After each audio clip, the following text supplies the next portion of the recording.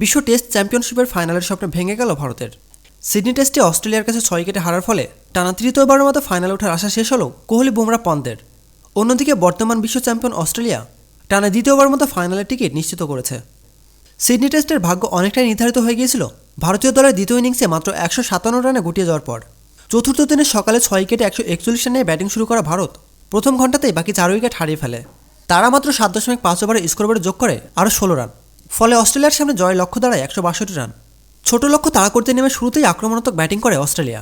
মাত্র 2 ওভারে তারা স্কোরবোর্ডে যোগ করেন 26 রান। এই জয়ের মাধ্যমে অস্ট্রেলিয়া শুধু ফাইনালে ওঠেনি, বরং 3-1 ব্যবধানে সিরিজ জিতে পুনরুদ্ধার করেছে বর্ডার গাভাস্কর ট্রফি। 2014-15 মৌসুমের পর এই প্রথমবারের মতো বর্ডার গাভাস্কর ট্রফি জিতল অস্ট্রেলিয়া। বিশ্ব টেস্ট চ্যাম্পিয়নশিপের শিরোপা ধরে রাখার মিশনে ফাইনালে অস্ট্রেলিয়ার প্রতিপক্ষ দক্ষিণ আফ্রিকা। আগামী 11 জুন লর্ডসে শুরু হবে শিরোপা নির্ধারণী ফাইনাল ম্যাচটি। প্রতিনিয়ত খেলাধুলার আপডেট জানতে খেলাযোগ টিভির সাথেই থাকুন। এতক্ষণ আমাদের সাথে থাকার জন্য আপনাকে জানাচ্ছি বিশেষ ধন্যবাদ।